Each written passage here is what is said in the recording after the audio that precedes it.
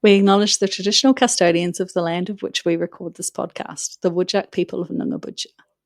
We recognise their continued connection to the land and waters of this beautiful place and acknowledge that this land has never been ceded.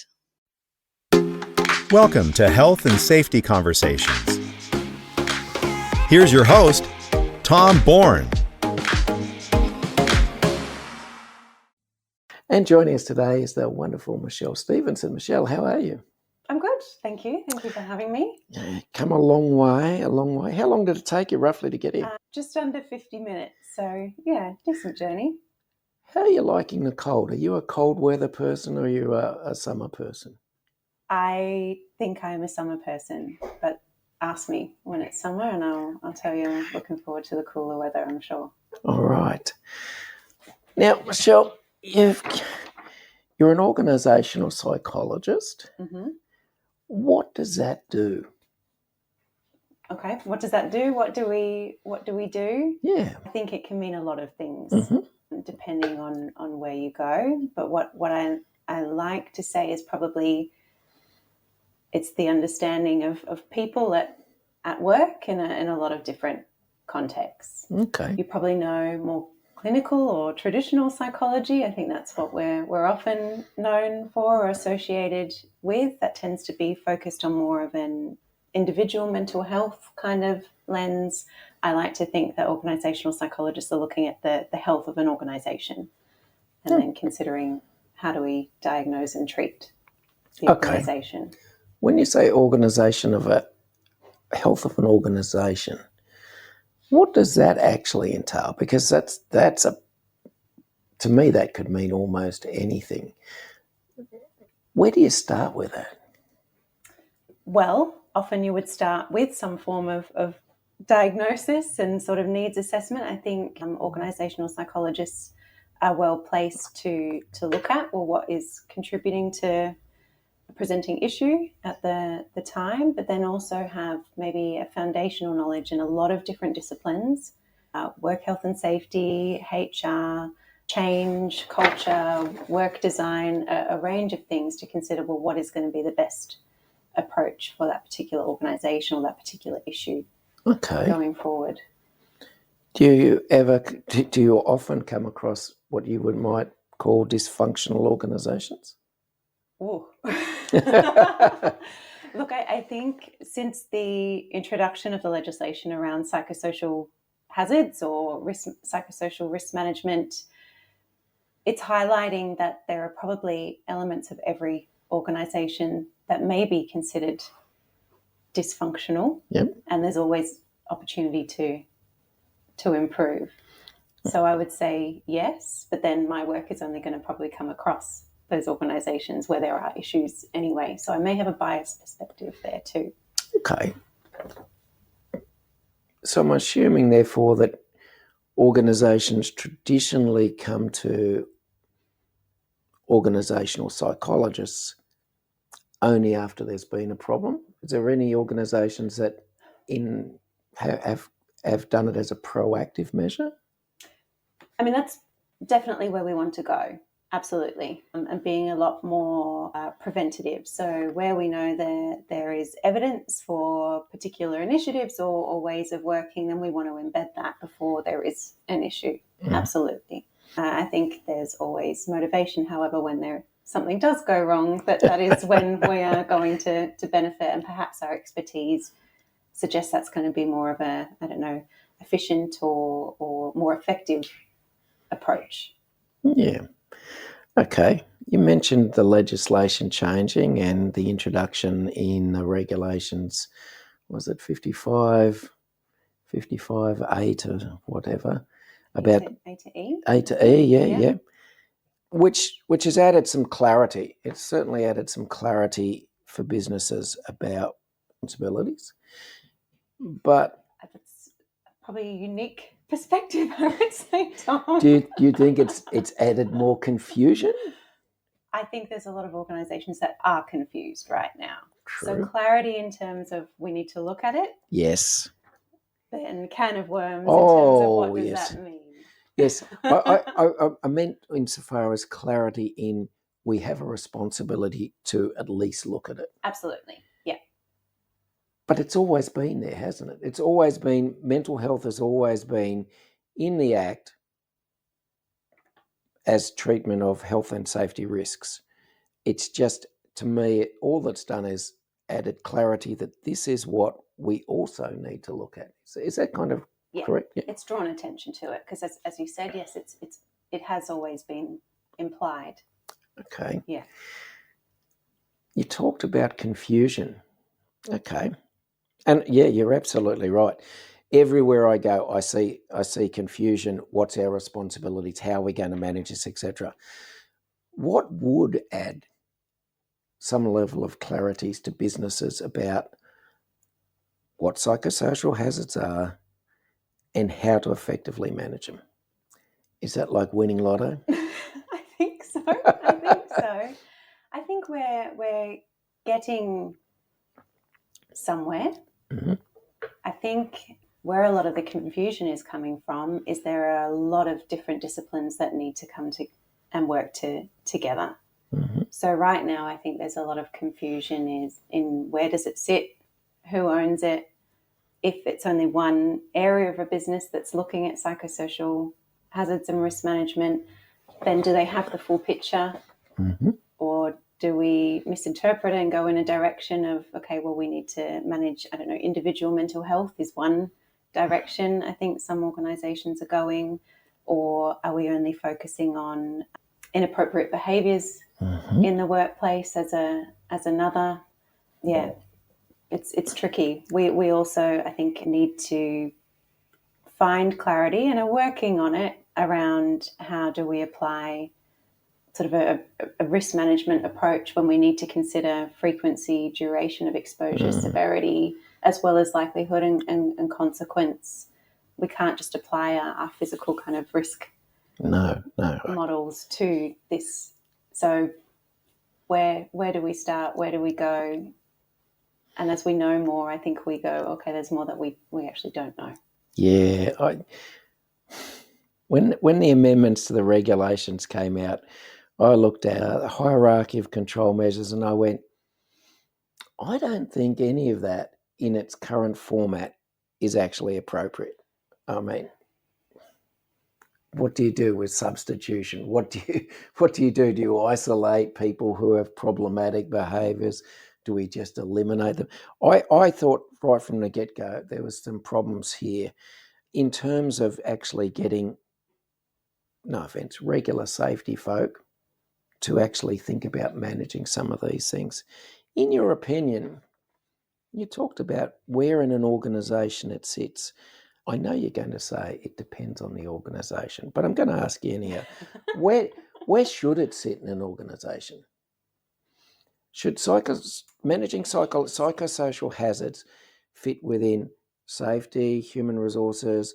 Whereabouts exactly do you think it should fit? I wonder if that place has been created Mm-hmm. yet.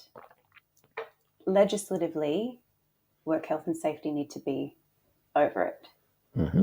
However, when it comes to the either hazard identification or risk assessment or even putting controls in place, a lot of that information and expertise will sit with HR people teams. Mm-hmm. So I wonder if the department or the team in the future that will look after psychosocial health and safety, whether or not that has actually been created in more traditional organisations yet. Yeah. But I think what it has highlighted is that it needs to be a collaborative approach. Yep. And I hear everyone in business says, well, then who's going to be responsible for it? Mm-hmm. Because we all look for simple solutions and go, you're responsible for it, or you're responsible. I can see we're going to be literally passing the buck and passing the ball around a fair bit before someone actually takes ownership of it in an organisation. Do you feel that most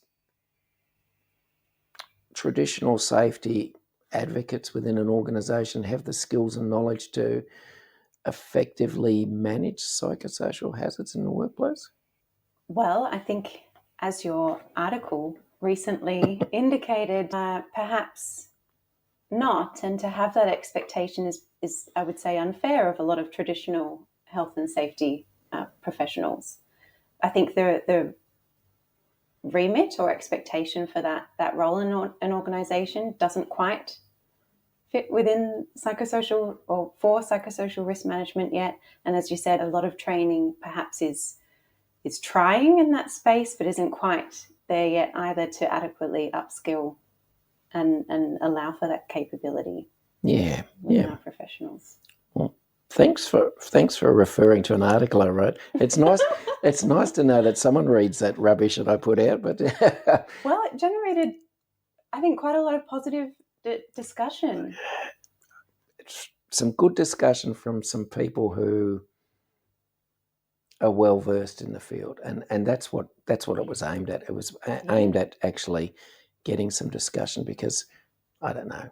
I look at the training that we provide, or RTOs provide, and it is scant to none about psychological safety or psychosocial hazards. And I would suggest it's partly because training organisations and those who design them have little idea about that anyhow, which to me opens the door for learned people to actually come in and help design learning programs which are actually valid for safety professionals. It would be a nice add-on if we could have something with as much prestige and respect as something like an ICAM or a Taproot or something similar, but to do with psychosocial hazards that was held in esteem, so that when you look for safety advisors job roles, you could see that that's one of the desirable things that they want. Is there any chance we're likely to see something like that in the future? I think so. I think there are still certain things to nut out. I think there is consideration as well. Not only are we looking at psychosocial hazards and risk factors in an organisation, but we also don't want to add psychosocial hazards in going about psychosocial risk management as well. So whether or not that be clarity or additional work demands. So when you're talking about ICAMs, I wonder, how do we use our ICAM approach and then add a psychosocial lens? Or how do we use existing practices and add that lens on top, rather than in addition, add on. Yeah. You mentioned about some organisations are focusing on the mental health of individuals. Mm-hmm. And I've seen some reports that some organisations feel like the approach is best to find more suitable candidates to work in the workforce, maybe those who are a bit more resilient to certain stresses. Is that something you've seen? Yes. And there is space for that conversation. If we talk about different types of controls, a control would be making sure people are fit for the role that they're placed in. I think quite often organisations are saying, look at us, we're nice and shiny, and these are all the benefits you're going to get. But are we actually having the realistic conversations about, this is what the role will entail? Are you clear on what the working environment will be? Have you considered whether or not you will fit with us equally? Are we doing... do we have a robust recruitment process? So there is space for that. In terms of looking at resilient individuals, there will be certain work types where that will be an important consideration, particularly those that are moving toward potentially traumatic events, for example. Yes. However, it wouldn't be an approach across the board necessarily, because it won't be necessary for every single job. Yeah. All right. Is that more tampering around the edges, or should, I'm just going to ask, would you encourage more to look at the psychosocial hazards that are in the workplace and address them, rather than, I don't know, employing more resilient individuals, or is it a bit of both? Well, that's the other consideration, right? But a workplace shouldn't be contributing to the development or worsening of anyone's mental health challenge. Absolutely. I was hoping you'd say that, to be honest. 'Cause thank you for prompting. Because to me, it's just, we're not going to change the environment. We'll just get better people. And I don't know I don't know where these better people are coming from, but maybe they do exist. All right. Now, I know through your work, you do a lot of work with FIFO organisations and large organisations like that. But I'm going to ask you about something slightly different, a different sort of industry.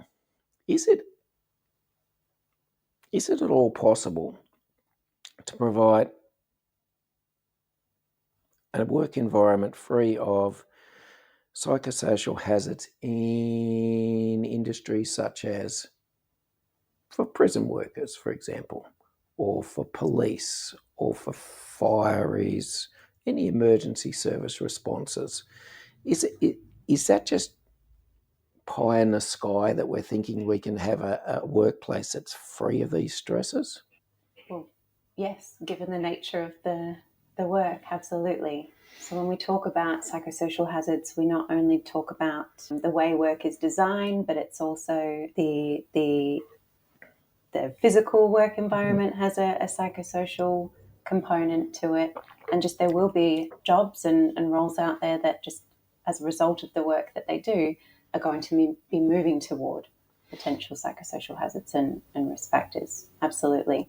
In fact, and this is the difficulty, sometimes a psychosocial hazard or risk factor could actually be something that is attractive to a person. For example, really high cognitive demands. So where you have to, you challenge, you have to use your brain a lot of the time, is what will attract certain people to certain roles. For example, I don't know, an engineering group. We don't necessarily want to remove all from the work environment. Is there good stress and bad stress?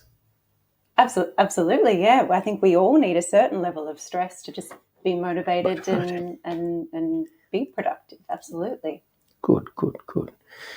How do we go about better supporting people in frontline, like emergency response situations where they may see things, they may be exposed to physical violence, abuse, all sorts of things, that they may see things that, as I said, traumatic events, and they may pick up vicarious trauma from even interviewing people who have been involved in those situations. Mm-hmm. What sort of support can we and should we offer these people? Well, as you mentioned before, sort of applying the hierarchy of controls to a certain degree, there will be a physical component to that work. So we'll be looking at the physical environment and specific controls there. In terms of when you talk about vicarious trauma, I think there's a few things that I'm seeing. Vicarious trauma is not usually just as a result of a one-off. It's that cumulative kind of compounding effect. So we can consider work design in rotation. Does everyone need to be exposed to every single story or experience, even if we're hearing about an incident or event? The level of support that is provided, particularly across emergency services, I would say can be very varied when maybe a significant event occurs or requires a very lengthy response. Training, awareness, regular kind of reflective practice as well, which isn't typically embedded in those sorts of organisations or types of roles. Yep. Yeah, good. Just a personal opinion, do you think people that deal with customers, clients, frontline service roles, not so much responders, but frontline service roles, increasingly exposed to psychosocial hazards through things like abuse and angry customers and clients like that?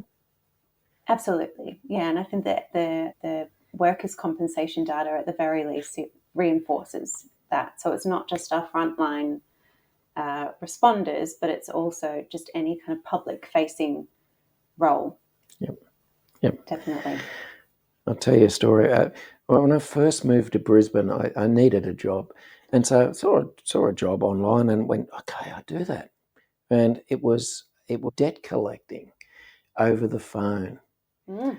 And they ran us through what we'd have to do, ringing up people that couldn't afford to pay their debts back for whatever reason. And I lasted a day before I decided ringing up people every day, multiple times a day, and getting abused was probably something beyond my level of tolerance. Do you think we all have tolerances to certain stresses? And how do we go about recognising when we've actually maybe reached them? Okay, well, yes, I think we will all have a tolerance, and that will be based on perhaps previous experiences, and but also compounded as well. It sounds like that type of work, whilst you might be potentially in a call center type environment, is quite isolated work. It's just you and the person at the end of the phone.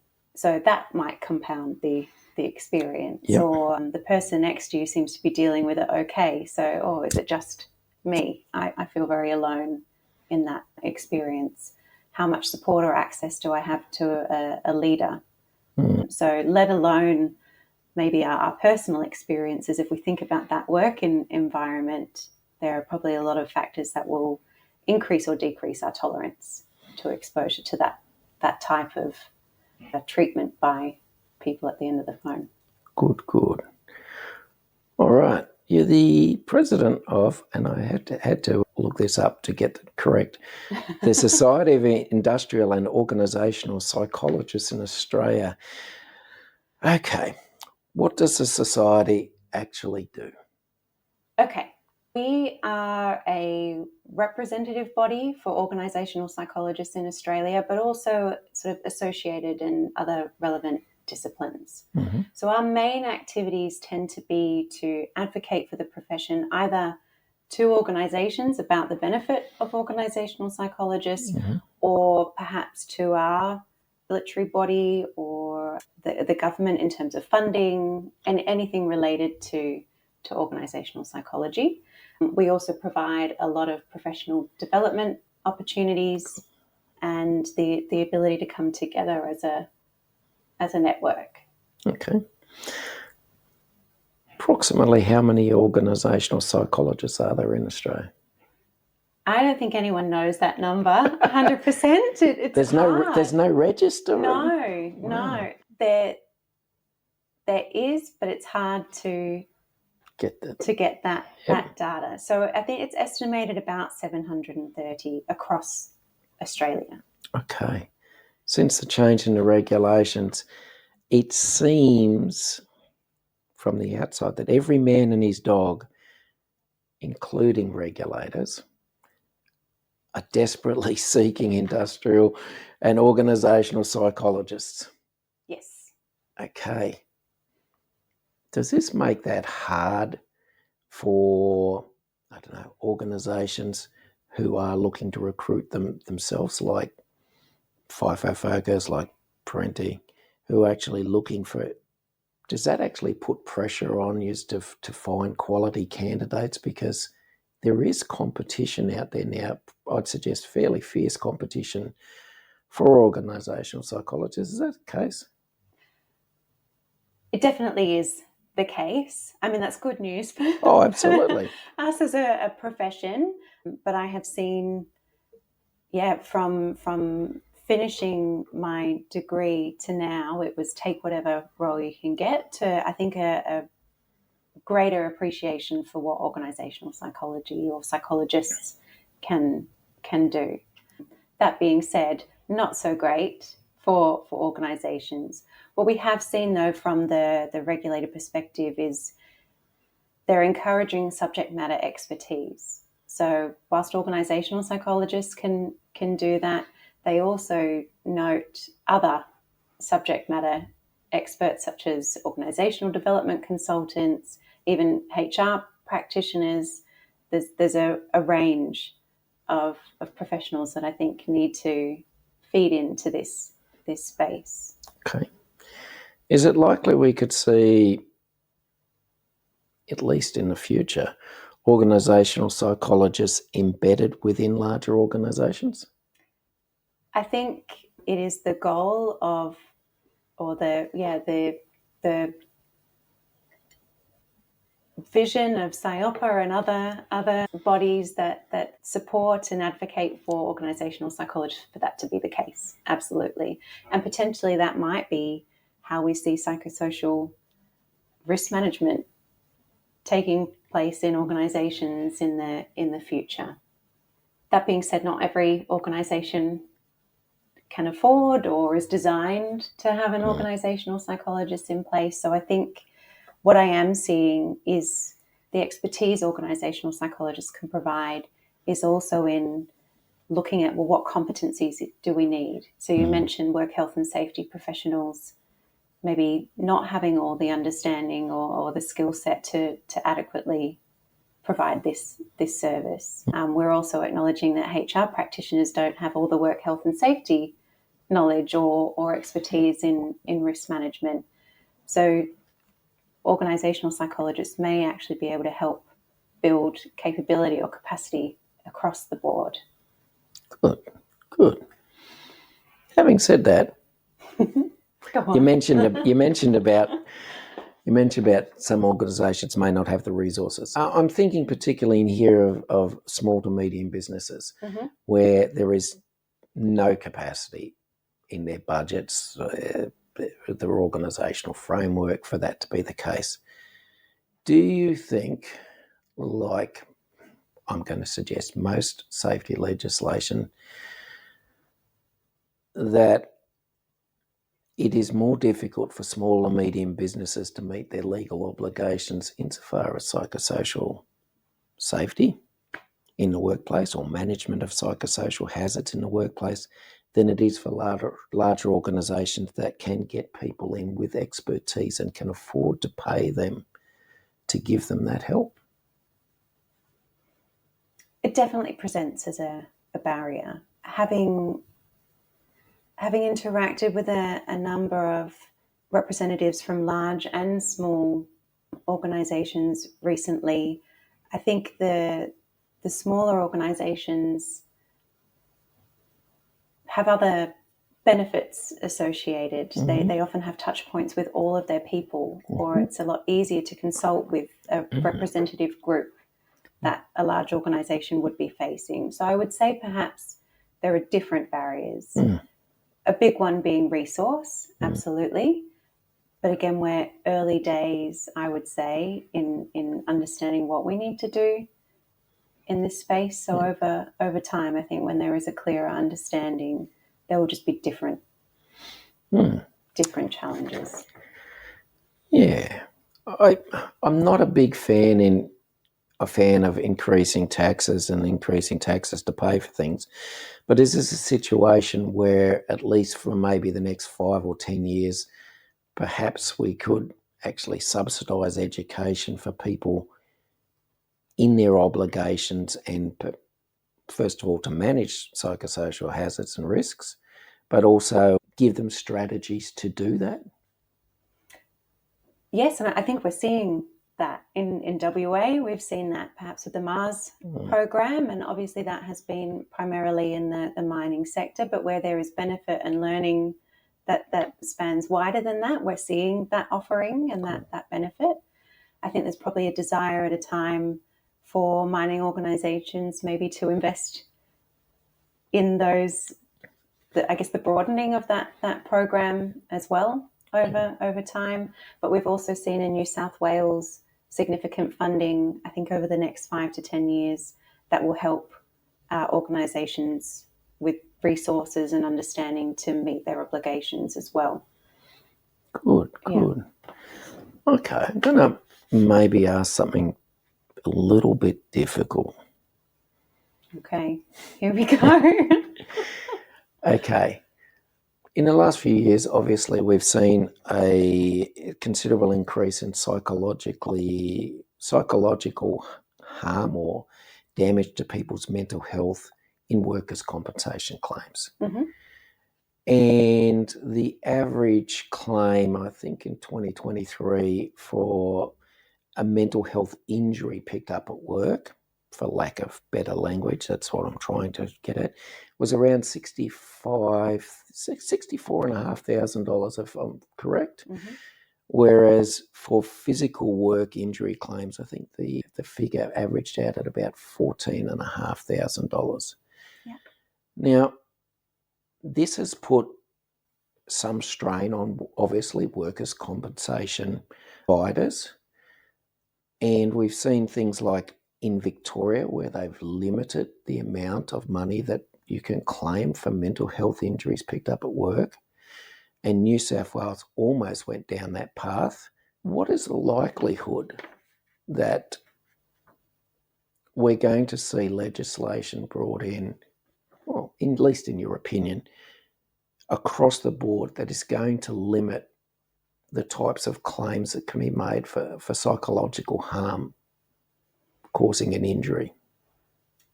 I think that has been proposed in certain jurisdictions. I don't think it has got over the line yet, but I think we are seeing that occur. And perhaps that comes with, as we know more, we can set clearer criteria as to what would meet a claim. I mean, 10 years ago, we didn't have a definition at all. Yeah. So we're learning Yeah. over time. We're also seeing other avenues other than workers' compensation, where you can potentially get compensation or ensure that the workplace improves or addresses and make sure it's a safer place to be. Yeah. No, the only reason, I mean, I'm not one who would suggest we put caps on it. I'm not suggesting any workers' compensation body is putting caps on it because they don't think it's real or anything like that. Mm-hmm. But it's a financial necessity. Without actually increasing workers' compensation amounts for businesses significantly, they're on the point of perhaps not being financially viable if the growth in claims continues. Mm-hmm. So I like your idea about the ongoing, perhaps, ideas of what will be considered a valid claim or considered a psychological claim. Can I ask a question? Again, I'm asking just your personal opinion. Why is it so expensive to treat psychological injuries? Well, we talk about this a lot because we're always particularly at work, but also with different stakeholders in organisations we're consulting with. I think compared to physical related claims, for example, if someone broke their leg, you don't see out your roster, for example, or you don't see out the week, or you don't go, okay, I'll get that checked next time I'm at the doctor. There's an immediate response that occurs with that. And also these days, sort of a standard approach to how you would repair a broken leg takes a certain amount of time for the majority of people.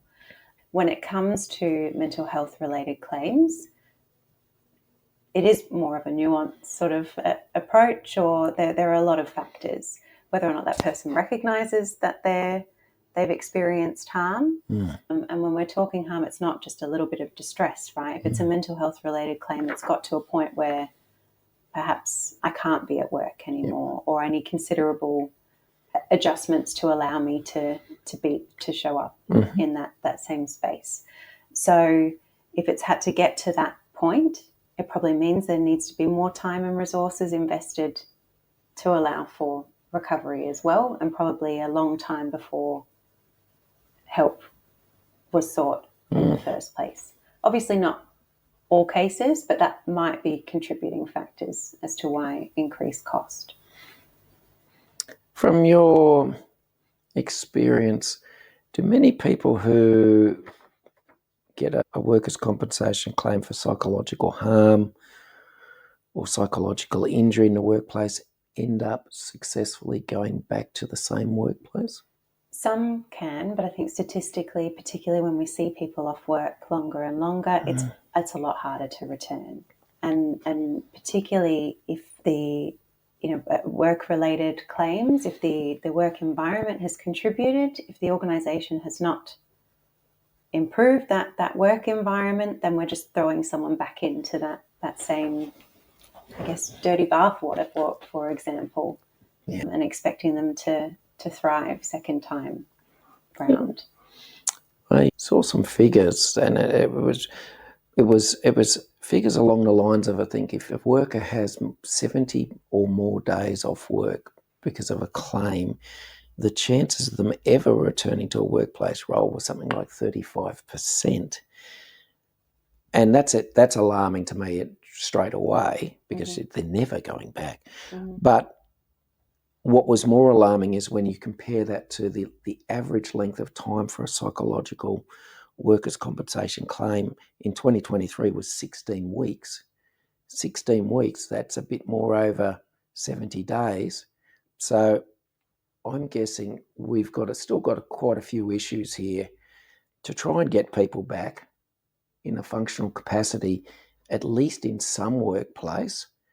I don't know how real it is if the organisation has played a significant part in causing that harm to get that person back to the workplace. I'm guessing it could happen, but as I said, I'd go with your statistics and say it's highly unlikely. All right, you've done some work for not-for-profit. Talk to me about that. What were you doing? I have worked in community services. It was a slightly different role that I played. I was the manager of about 100 volunteers providing emotional support and suicide intervention to members of the public that wanted to call that service. So that was a significant role. And again, where I saw organisational psychology benefit was in a robust recruitment and selection process for the types of volunteers that would suit that organisation, and also be retained over time, because that is important for a service like that. In appropriate training and development, because as we identified before, there are certain roles where people move toward potentially traumatic exposures, whether or not that be over the phone or engaging with the public. So it was appropriate supervision, reflective practice, ongoing training and development, so they felt as though they were, I guess, looked after and had support in providing such a critical service to our community. The other part I played was consulting to other community service organisations, particularly around trauma-informed practice, which is a term that has been used by our regulators in a number of spaces now, ensuring that the services that were provided to the community were trauma-informed, but also that workers working in a space where they're hearing about a lot of trauma experiences were adequately supported as well. Good. All right. Getting your crystal ball out and looking into the future now. 5 years' time. How is Australia doing managing psychosocial hazards in the workplace?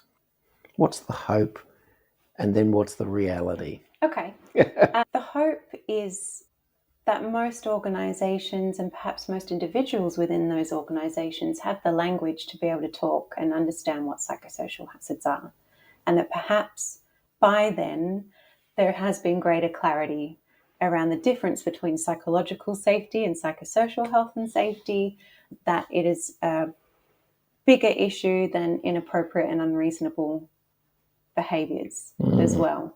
Trying to be realistic with my aspirations, recognising that, when we compare it to physical safety, for example, that took a long time to get on board as well. Still an ongoing process. Still ongoing, right? So realistic kind of aspirations there. I think greater clarity, awareness, and empowering individuals and organisations in that space.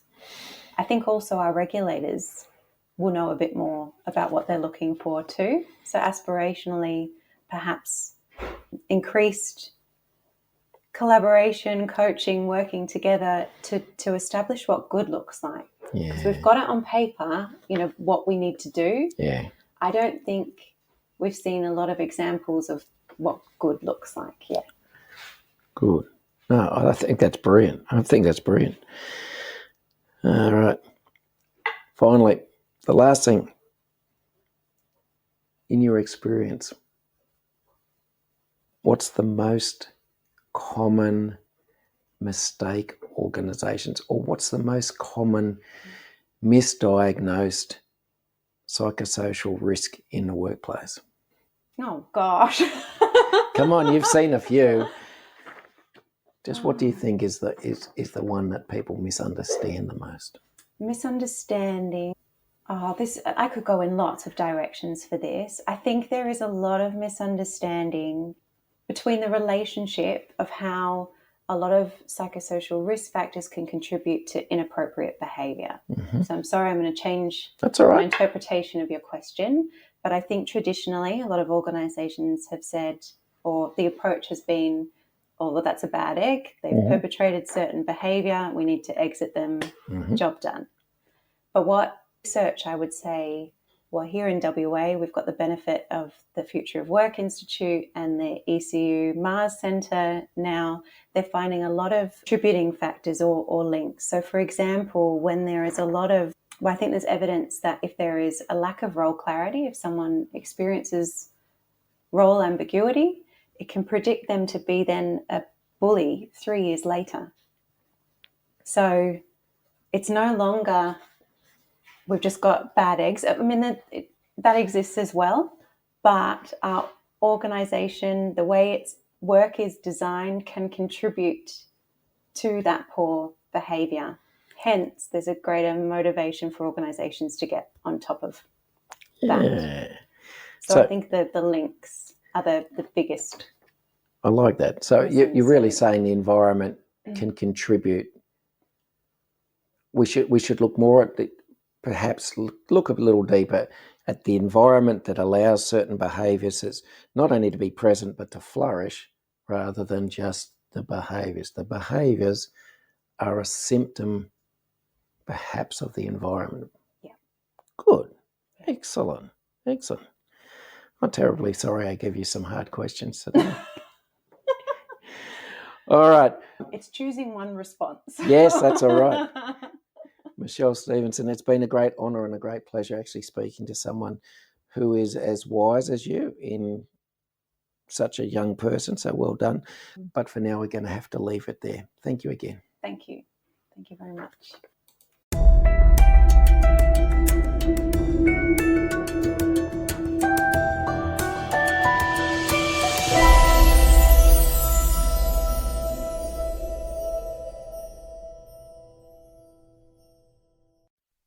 Thanks for listening to Health and Safety Conversations with Tom Bourne. Until next time, stay safe and enjoy the rest of your week.